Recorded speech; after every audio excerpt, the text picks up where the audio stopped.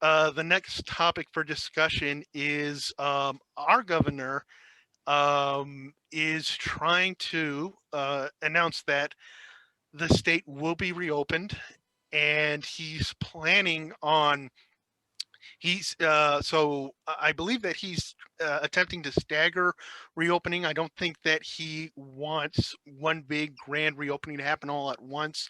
As far as I'm concerned, I have no intention of going anywhere until I am going to get vaccinated later on this week.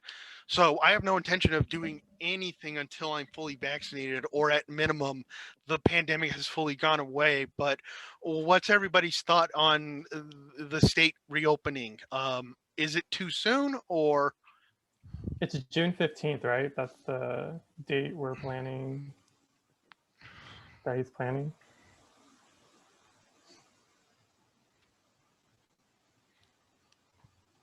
Well, let's look it up real quick. Actually, California. I will say that, I mean, I was cleared for a vaccine.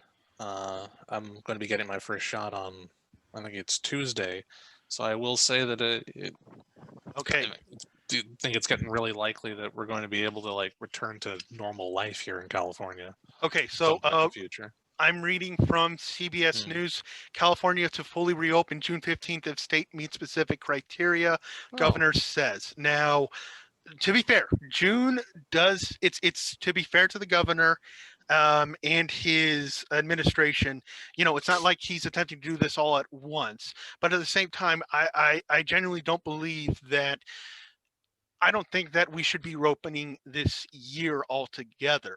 The best way that we could tend to this, or to confront this pandemic head on, is if the governor were to provide a regular stipend to every person here in the state of California and told them, hunker down for 2 weeks, we'll provide, and we would be out of this pandemic. I sincerely believe that. I mean, that's exactly what New Zealand did, and they seem to be relatively COVID free, basically. I, I just have I guess you could call it a sense of resentment, because it kind of feels that it's not even, they're putting more priority on business matters, on reopening the state to bring back tourism, to bring back industry, instead of the safety of individual Californians. Because even with all these vaccines, people still need to get boosters. People still need to get, regular doses, basically. I don't think, it almost feels like the vaccine is kind of a stopgap, and nobody, the powers that be, aren't willing to provide, basically. It's essentially, hey, we're going to throw you into the ocean, and if you sink or swim, well, that's on you. If you haven't learned how to swim yet, that's on you, basically. Yeah, I mean, that's been kind of how it's gone, I feel like, the whole time. And definitely, like, the US seemed to have one of the worst economic responses from the outset to the pandemic. I think, to me, the biggest thing lurking in the background is kind of, there's still questions around the variant, and also how long, like you said, Ruben, how long the vaccination lasts, or if boosters will be required. So I definitely think there's still more question marks. And to me, like, my mindset has been, I don't get why people are in as much of a hurry. Particularly, like, I'm going to be fully vaccinated in a couple of weeks, and my mindset has been, there's no point in like putting myself at risk to catch it right before I'm able to get vaccinated.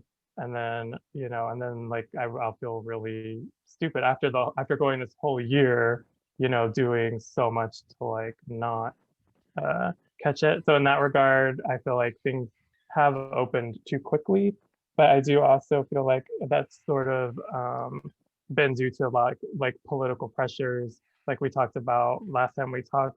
Newsom's under, the stress of a recall effort from a lot of people who feel like we never should have shut down or something. So I think that's a big part of what he's responding to, and what's factored into this. And I agree, it doesn't seem like it's really based on like what's safest. Could also be a play to try and drum up support for what's going to be looking like a rather likely recall election that's going to be coming up in the next couple of months, I think. Exactly. something I think worth noting while we're on this topic is the comment that was made by the former CDC director. Mhm. Did you guys come across that?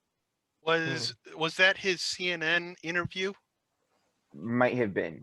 Basically, he said that he believed that COVID was created in a lab.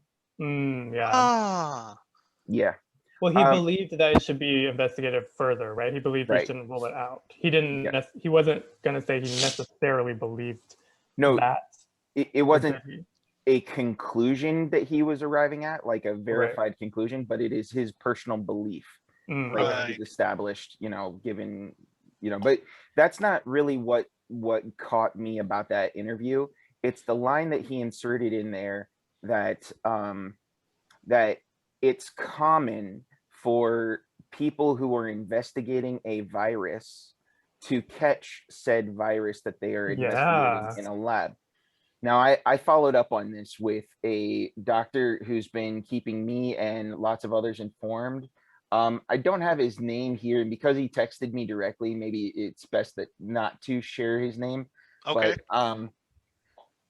But basically, he told me, I asked him to follow up, like, okay, could you give me feedback about this particular comment from the CDC director? Is it actually common for people who study a virus to catch the said infection that they're studying?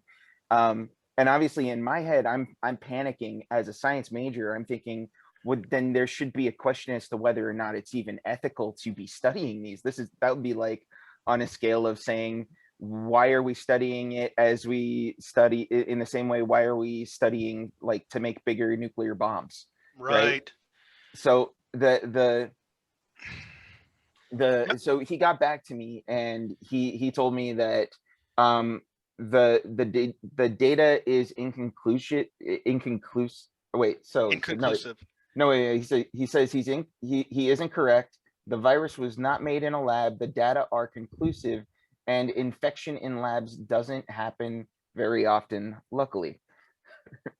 So that gave me some reassurance. Have you guys or Steve? Have you looked at the guy who's saying this? Yeah, he's like former CDC. Yeah, former personnel. CDC director. Maybe I should grab his name because it is public. Former CDC director interview. Because so we know he worked really high up in the CDC. So I don't. Yeah, I mean, it's bizarre. So I'm pulling Robert up right. Redfield. Yeah, Robert. Redfield. Redfield. And yes, and my first intent is, and Mr. Redfield did qualify his statement saying that he does not believe for a second that the release of the virus was done at a malicious intent. He says that this was more than likely a pure accident. But first off, to what you said, Steve, I think the reason why we investigate viruses like this in the first place is to develop vaccines and treatments, and to a certain extent I know that you brought the metaphor of design nuclear weapons, but there's no way to really prepare for nuclear war. Basically, once the bombs drop, we're all destroyed. But at the very least, with infectious diseases, you can develop treatments and vaccines to prepare for that. So I think that's the main value in disease research, and whatever lab was, if this was an accident in a lab, that's what their intent was. But when I initially heard of that, I was a little skeptical, because it's not so much that that this isn't likely, or that this guy, that he doesn't have credence in what he says, but at the same time, it's like anti-China sentiment is at an all-time high right now. I'm not saying that that Mr. Redfield is putting this out there to make China look like the bad guy. He might have another motive altogether. But what I am saying is that you got to be careful how you say this kind of stuff, because we're seeing right now, innocent bystanders being attacked and gunned down because they're Asian, basically. I know for a fact that the current administration is ramping up this new Cold War against China, and they're using the virus as justification, basically.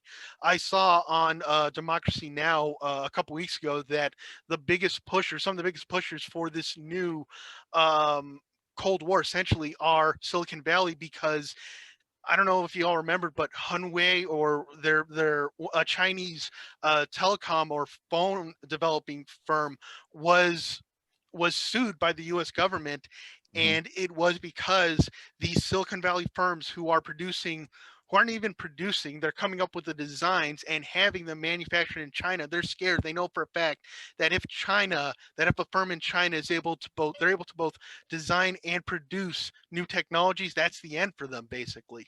So whatever is brought out, if anybody tries to put out there that this most likely we all know that it came out of China, but for anybody to add to that, to say in Redfield's case that this came out of a lab and this was by accident, you have to be careful, because like I said, there's anti-Chinese sentiments going on right now. And as far as I'm concerned, I try to live my life by this simple philosophy of don't give people ideas, basically. And this guy is giving people ideas. Bad ideas. Yeah. Exactly. So So you neither of you like believe it, or I'm gonna say this. Anything's possible, basically. right. It's just as likely, I believe, that this was an accident at a infectious disease lab, as this was from somebody eating an infected bat or coming into contact with an infected bat. But at the same time, I'm not going to, this thing is too big for us to be Yeah. certain of anything, basically. Hmm. And we, especially as Americans, shouldn't come as some sort of, well, China should pay for this or China should answer, because what's the way that we dictate that kind of stuff? It's through military intervention, it's through sanctions, it's through anything and everything that would provoke or escalate things. And Mhm. I don't think that we should be dictating this kind of stuff. That if anybody, it should be the international community, basically, who should dictate investigations or or retribution or justice or whatever Like the comes out of this. UN or Exactly, the UN Yeah, should be dictating this. I'd say there is one punishment that I think it should be welcome to the Chinese government, and that it's to demand that they go along with the CDC Mhm. and safety regulations that are advised by the CDC, in spite of the CDC being completely free to identify Taiwan as an actual country. Like, go fuck yourselves. You can't just dictate like a loss of free speech to the CDC just because you've got your head up your ass about the reality of things.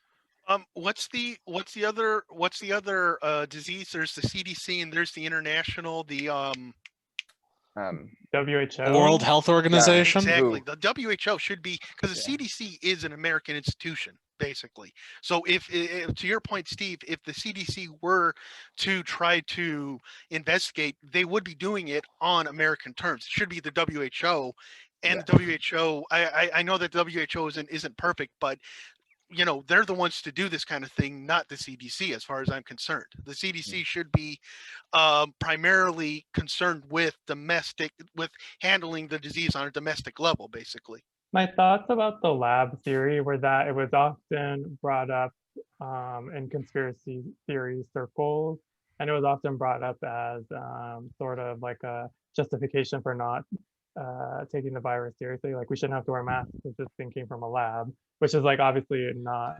illogical. Lots of shit But comes out of a lab, so they're all dangerous. so, and yeah, in general, my thoughts are it's kind of this distraction. I'm always in favor of an investigation. But to me, well, especially initially to me, I was like, what difference does it make? Because we're in the middle of a crisis. Like, what difference does it make to be trying to figure it out? I feel like now, as we're kind of getting towards the end of it, it makes more sense to maybe like talk about it or to reflect on it or whatever. Like yeah, like I said, I'm always in favor of an investigation. I think that in general, I've just always thought of it as like sensationalism. Obviously, though, this is different because this is someone from the actual CDC speaking out. But yeah, and also like what you said, Ruben, it really invokes the sort of troubled U.S.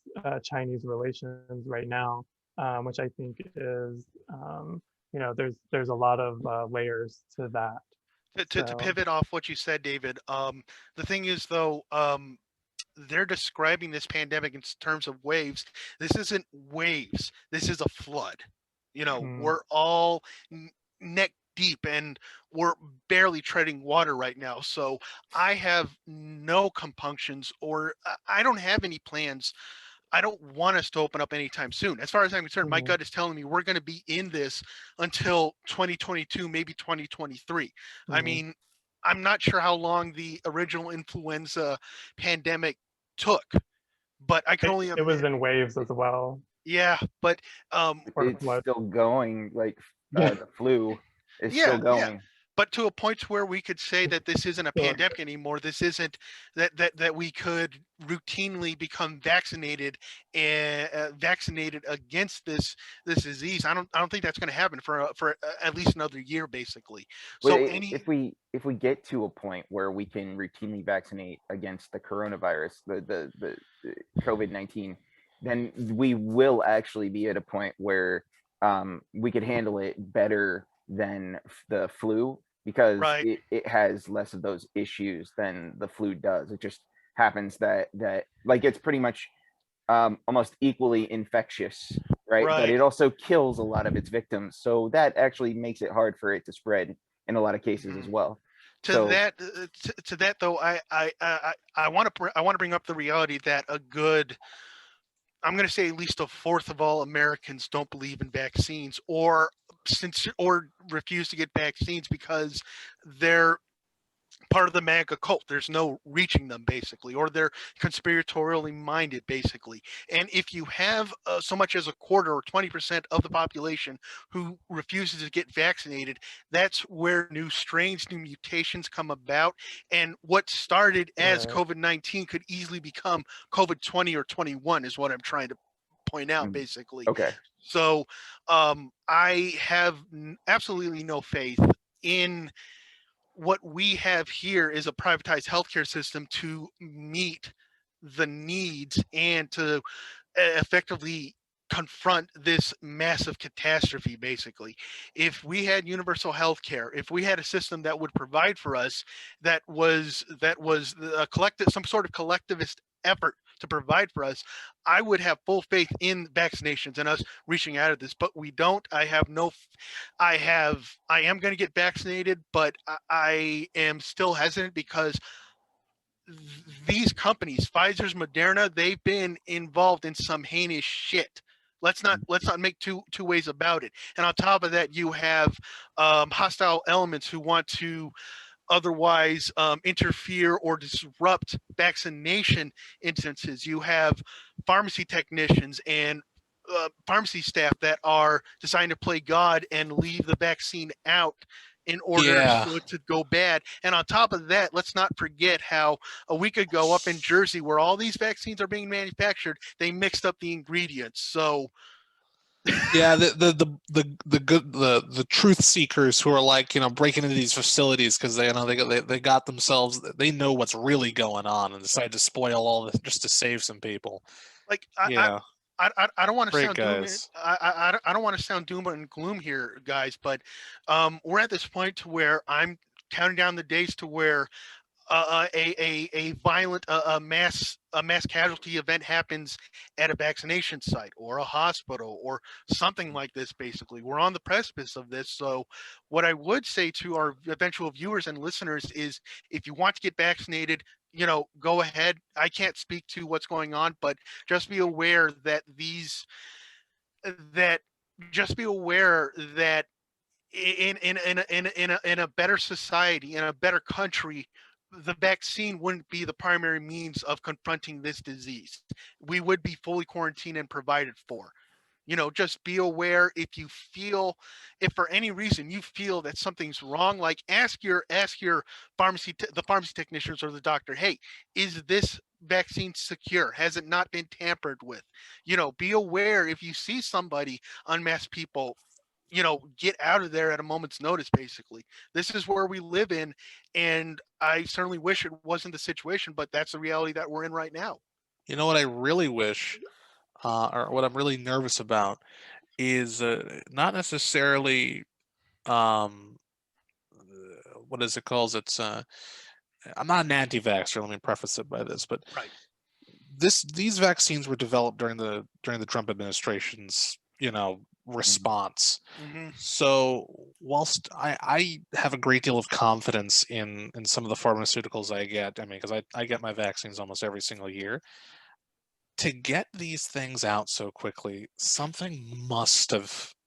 It seems fishy. Something must have gone. Some standards were lowered. The Trump administration knew that everything hinged on them getting this out as quickly as possible. When Right. you have these sorts of incentives at your back, and you have an administration which is already unfriendly towards regulations in any given industry, towards standards in any given industry, I'm wondering if there was some chicanery going on at the what is it called? It's CDC. no, um the Food and Drug Administration. FDA. Right. Yeah, the FDA. To that, I would like to bring up another thing is that we're all speaking from a place of concern because none of us have any faith in the powers that be, the healthcare, um, the federal and state governments. We have absolutely no faith in them to where something that should be as routine as vaccinations that we all do on a regular basis for stuff like the flu or any means of other infectious diseases, we're all kind of taken aback, and it's like we all have some kind of reservations, like this came about too quickly, or look at what's the response to it. And Well, so I would worry less about how quickly things come about, because you got to give some faith to the people that are in the science community and Right. are willing to put these things through clinical trials. They know their job well, and a lot of them, not universally, but a lot of them, I'd even go so far as to say the majority of scientists who work in these on these drugs are they have a great sense of integrity.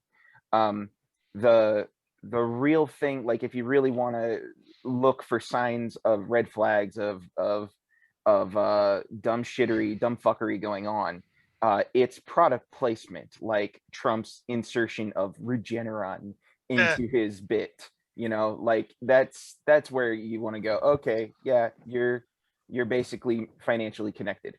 and on That's top of obvious. that and on top of that um what really concerns me is the fact that I'm getting the Moderna vaccine, which comes in 2 doses, but I, I I've heard that other vaccines, they would require regular boosters and stuff like that. Well, they're Or still determined. It's still TBD at the end of the day. right. They don't know how long Hmm. immunity lasts Well, for the vaccines. We're gonna find out in real time. The last article I read said it's at least 6 months that they're seeing mhm. solid immunity, and then I And assume we'll hopefully in 3 months we'll hear it's 9 months. Hopefully it lasts forever, but we but don't know. what compunction or what's keeping these pharmaceutical companies from charging for the next booster or for the next dose, Oh, that's basically? yeah. That tension's for sure going to be there. It's already there. Yeah, they're trying. These companies are Exactly. trying to figure out how they can profit off of it. Hmm. Versus people in government are like, we know the pitchforks are coming, so we're going to have to hold off on that. You're going to have to wait a minute to profit off of this. And so that tension for sure is there. It's If going only we on with the had more patent. sulks out there, or just willing Yeah. to put out their stuff for free. Just go on So, ahead. Just so go I Yeah. on and take I it. just want to go back to the point, just to respond to your point about comparing research in viruses to research in nukes and what have you. I definitely I confess it's not exactly the same thing. The moral question though stands like this for me is, I mean, number one, I'm confident, especially now that I've gotten confirmation, there are definitely ways to um, sanitize and maintain a space, a biome if necessary, from being able to get contaminated from anything in particular you're trying to prevent contamination of. Hmm. Um, the that being said, you have you have this idea of if it's in the one case, like say you go back to long before we had those kinds of methodologies, you had to still study viruses like the Black Plague in live time as a doctor, and you were just doing guesswork on what could work, what might not work, and trying things out and risking your life every step of the way. Even to this day, you see pretty much the same risk being had with trying to help with Ebola. The problem isn't so much like dealing with the threat as it is and risking things in that way. The problem is when you have a lab and your objective is to study this disease. So what you do is you bioengineer it to get it with some variants of RNA, DNA in it that will cause it to be like others that have done far worse damage or been better in some things than others.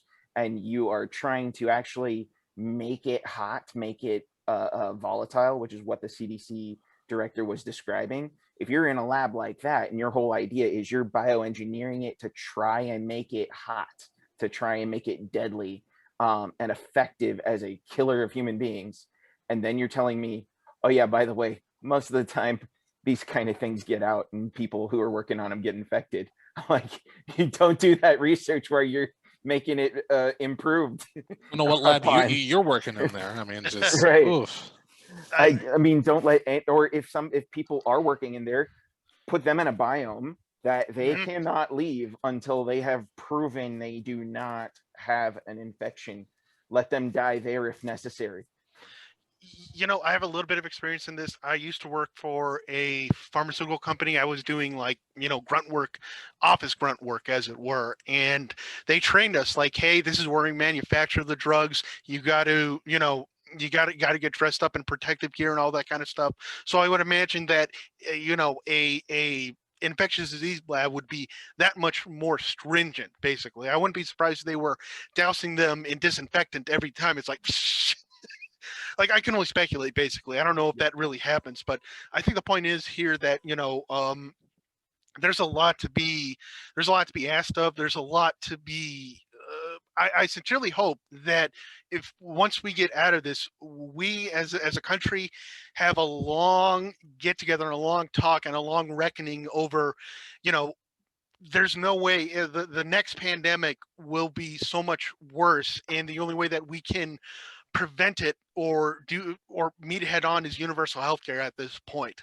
Like, I sincerely hope nothing gets done in this country without something getting destroyed, basically. And I sincerely hope that's the unfortunate reality of this country, but I sincerely hope that what comes out of this is universal healthcare first and foremost. Yeah, one would hope anyway. So